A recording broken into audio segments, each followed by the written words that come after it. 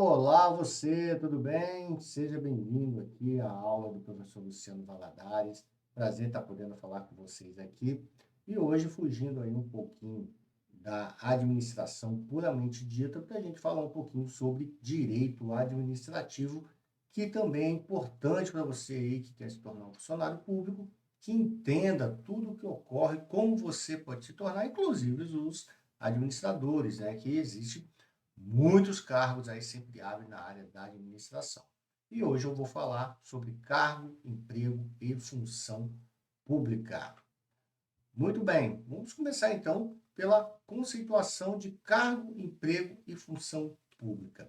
Então, alguns agentes, pela forma de vínculo com a administração pública, assumem cargos públicos, enquanto outros são detentores de empregos públicos, ou ainda ocupam somente uma função pública, a qual requer a assunção de cargo e emprego na estrutura organizacional da administração pública. Vamos entender um pouquinho mais sobre isso. Segundo o artigo 37 da Constituição Federal, a administração pública, direta e indireta, de qualquer dos poderes da União, dos Estados e Distrito Federal e dos municípios, obedecerá aos princípios de legalidade, então o cargo tem que existir de forma legal, impessoalidade, ou seja, não importa a pessoa que ocupa o cargo, moralidade, publicidade e eficiência. E também é o seguinte, serviço. Bom, será, portanto, a lei, então, que vai definir, de acordo com a área de atuação, complexidade e qualificação necessária, as atribuições a serem exercidas pelos servidores públicos.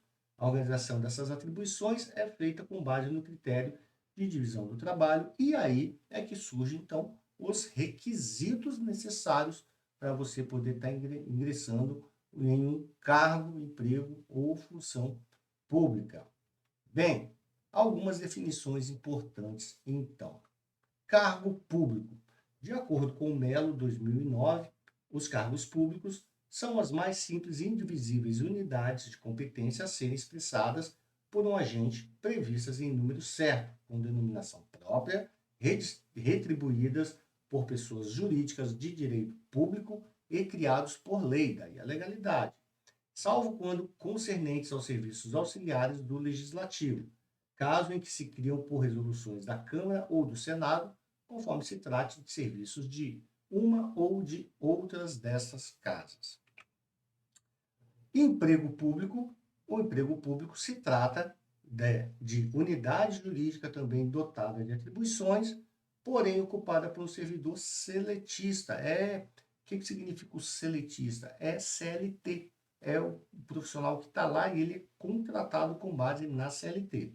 Ou seja, aquele que detém vínculo por contrato com a administração pública, pois celebrou com essa um contrato de trabalho nos termos previstos nas consolidações das leis de trabalho. Ou seja, né, acontece muito com os professores, né, a gente chama de DT, designação temporária. Então, os professores, eles exercem um emprego público, mas eles não detêm aquela vaga para eles. Eles têm um contrato de ocupação daquela vaga.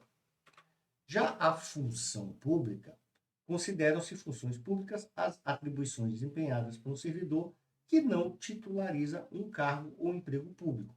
Assim, a função pública é sinônimo de atribuições, ou seja, qual função será exercida. Nessa linha de entendimento, não existe cargo ou emprego que não constitua uma série de funções definidas expressamente nos termos da lei.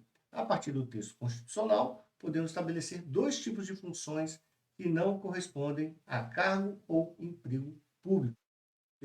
Ou seja, duas situações onde você não teve um concurso público e lá você, né, tem um cargo público e nem participou do processo seletivo público para se tornar ali, para ter um emprego público.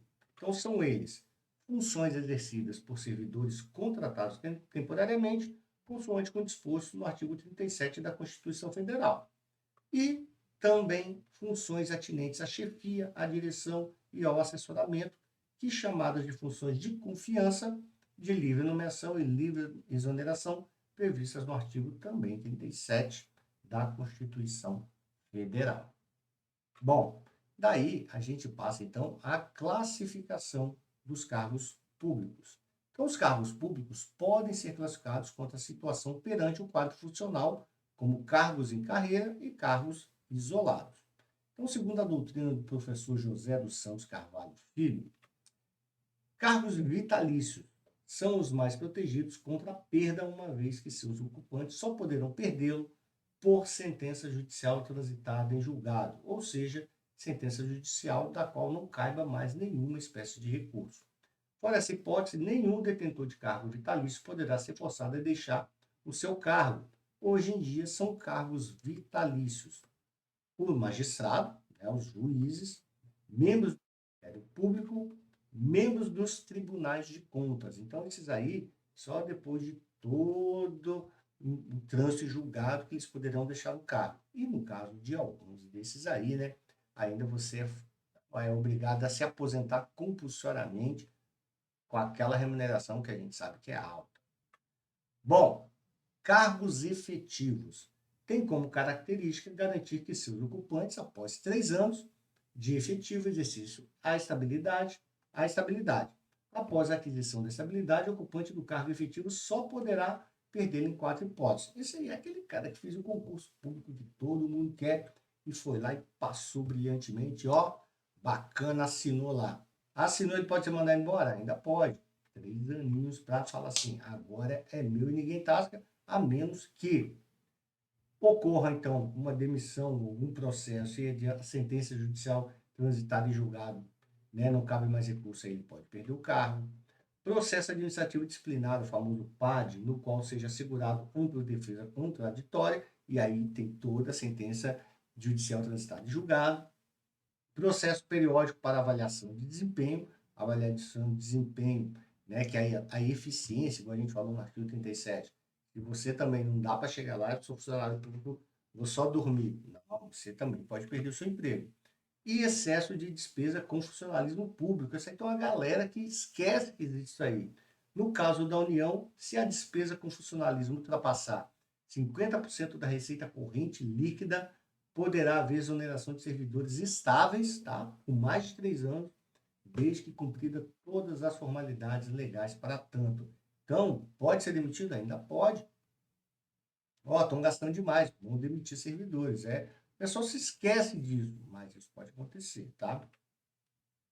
Cargo de provimento em comissão, também chamado de cargo de confiança, são aqueles livremente nomeáveis e exoneráveis pelas autoridades competentes, ou seja, não necessitam de concurso público para ingressar no serviço público, como também não há qualquer processo especial para que sejam exonerados. Então, dependendo de quem está no cargo, o cara vai falar, eu preciso ter um cargo comissionado. Ei, vem você aí que eu quero. Ei, você está fora porque eu não quero mais você aqui. Então, esse tipo de coisa pode acontecer. Então, os cargos de provimento em comissão podem ser ocupados por servidor de carreira ou não. O servidor ainda, ele pode pegar um cargo comissionado também. Há a possibilidade de serem criados em conjunto com os cargos de comissão as funções de confiança, as quais são de ocupação obrigatória de servidores efetivos da administração pública. Outra coisa que é importante a gente falar são as principais características dos cargos públicos. Então, o cargo público é ocupado por um servidor público que mantém com a administração pública vínculo estatutário. Assim, seja o servidor público efetivo, seja comissionado, a ambos será aplicado o Estatuto de Servidores Públicos do respectivo ente. Então, isso garante ampla acessibilidade.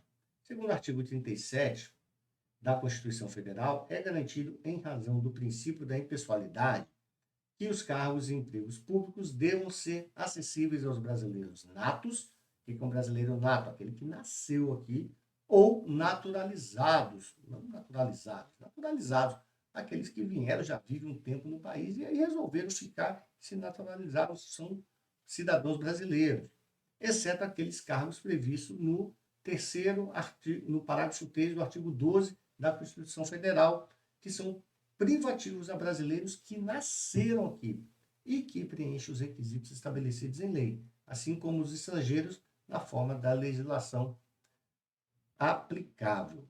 Então, tem cargos aí, igual, por exemplo, né? Presidente Supremo, presidente na verdade, presidente do Supremo não, né? No Supremo todos os juízes têm que ser natos, presidente do Brasil tem que ser nato, presidente da Câmara tem que ser nato, presidente do Senado tem que ser nato, porque todos eles estão na linha. Então, jamais um não brasileiro nato poderá lá estar no comando do país, por exemplo. Cargos públicos, assim como funções e os empregos públicos, não poderão ser cumulativos, consoante no dispositivo disposto no artigo 37 da Constituição Federal, ocorre que, por expressa previsão constitucional, composta exceção tal regra. Ou seja, você não pode acumular cargo público, exceto nessas situações.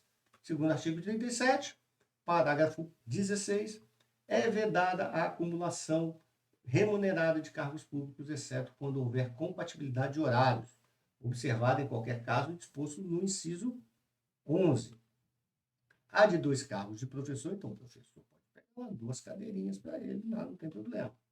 E a de 1 cargo de professor com outro técnico ou científico, também é possível. Também há de 2 cargos de emprego privativos de profissionais de saúde, com profissões regulamentadas no Brasil. Portanto, poderão ser cumulados até 2 cargos de professor, ou 1 cargo de professor e outro técnico ou científico, e 2 cargos de empregos privativos de profissionais de saúde, desde que seja comprovada a compatibilidade de horários. A característica, possibilidade de cumulação com o cargo de agente político, na forma do artigo 38 da CF. Então, o artigo 38 traz ao servidor público da administração direta, autárquica e fundacional, no exercício do mandato eletivo, aplicam-se as seguintes disposições.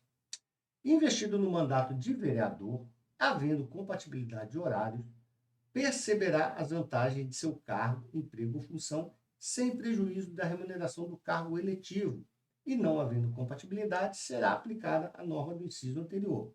Ou seja, eu tenho um amigo que é vereador, mas ele também é concursado público, como professor. Então, ele exerce as funções de vereador dele, mas não deixou de ocupar também a sua respectiva cadeira lá na faculdade. Garantia inerente ao servidor público, detentor de cargo efetivo, da concessão da estabilidade funcional. Segundo o artigo 41 da CF, será conferida ao servidor após o decurso de 3 anos, ou seja, quando ele se tornar lá efetivo mesmo de serviço público, mediante aprovação em estágio probatório. Né? Esses 3 anos é estágio probatório. Assim, o servidor somente perderá o cargo público em virtude de sentença judicial transitada em julgado, mediante processo administrativo em que lhe seja assegurada ampla defesa, conhecido como PAD, e mediante processo de avaliação periódica de desempenho, na forma da lei complementar, assegurada ampla defesa, caso não atenda aos critérios de pontuação definidos nos termos da lei. Então, se você quer tirar um servidor público do cargo, tem que percorrer todo esse caminho aí. Bom, galera, espero que vocês tenham gostado aí da nossa curta aula aí, né, falando sobre cargo, emprego e função pública dentro do direito administrativo, coisas que todos os brasileiros deveriam estar aí, talvez não dominando, mas pelo menos conhecendo. Fica meu abraço, até logo, tchau, tchau.